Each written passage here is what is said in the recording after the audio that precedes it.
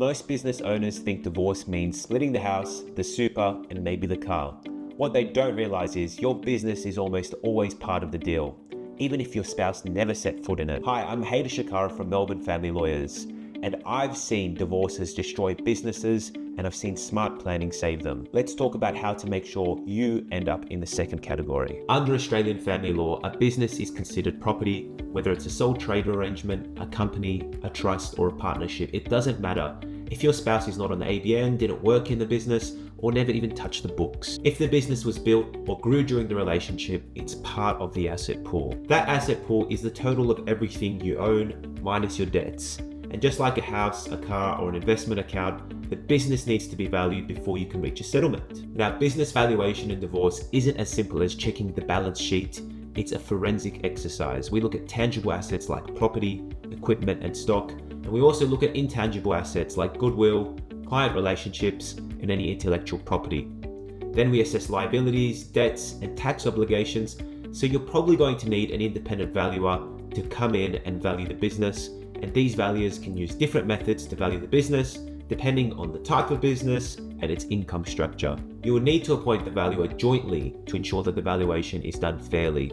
There's no point of doing a valuation if one of the parties is not consulted or not part of the process, as they will simply regard it as your evidence and not joint evidence. Also, according to the Federal Circuit and Family Court rules, if you're disputing the valuation report, you could ask the valuer questions after they release the report, and you will also have the ability to put questions to the valuer at a final hearing when the valuer is asked to present their valuation. Once you're in a family law property settlement, there's an obligation for full and frank financial disclosure.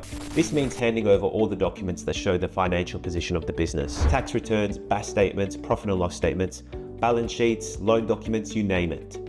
Trying to hide information or forget certain documents is one of the fastest ways to lose credibility and get a cost order against you. The courts do take disclosure very seriously, and it has broad powers to investigate if it suspects assets are being hidden. One thing that comes up often is the difference between controlling a business and owning it. You might be the director and shareholder, or you might just run the business operationally.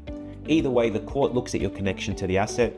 If you have control over it and are receiving a benefit from it, even though a trust structure could be in place, it could still be considered part of the property pool. I've had cases where a business was technically owned by a discretionary trust. The other side argued the trust assets were not to be included in the pool, but because the other side had day-to-day control of the business and was receiving funds from the business as if they were the business owner, the court decided they had effective control and the trust assets were included in the settlement.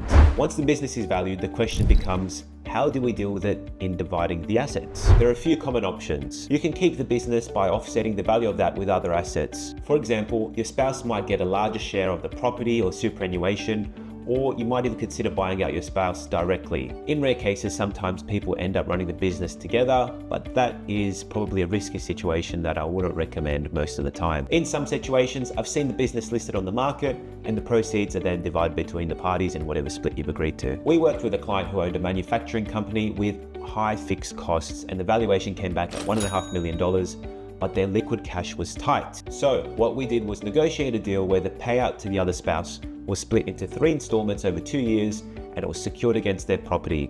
That way, the business could keep operating, could continue generating cash, and the spouse was protected just in case something did go wrong, and we avoided a fire sale of the business. People forget, we're not just talking about dividing assets. Business debts are part of the equation too. If the business has loans, leases, tax liabilities, it comes into account when you're looking at the value of the business. But here's the tricky bit. The court will look at whether those debts are genuine business expenses or whether they've been artificially created to reduce the value of the business. This happens quite often. If they think you've taken on unnecessary debt to lower the payout, the court can adjust for that. Every settlement involving a business has potential tax consequences. Selling assets might trigger capital gains tax. Moving property between entities could incur stamp duty, and in some cases, a restructure of the business could have GST implications. This is where having both a family lawyer and a good accountant or tax lawyer in your corner is essential. Otherwise, you could be stuck with a big tax debt that you did not take into account when you came to a settlement. And this is something that could be avoided, and the debt could actually be split between the two parties instead of just being lumped with one. The earlier you start planning, the more options you have. If you wait until positions have hardened, it's much harder to find creative solutions.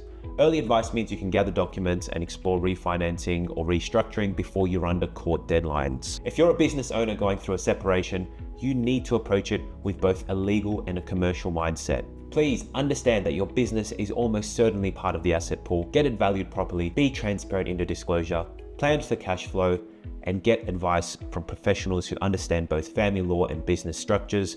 The goal isn't just to survive the divorce, it's to come out with your livelihood intact. If you're in this position, talk to me and my team today. We've helped business owners across Australia protect what they've built while reaching a fair and sustainable settlement. Book a consultation today, and if you found this video useful, subscribe for more in-depth legal guides that go beyond the surface level advice you just find online.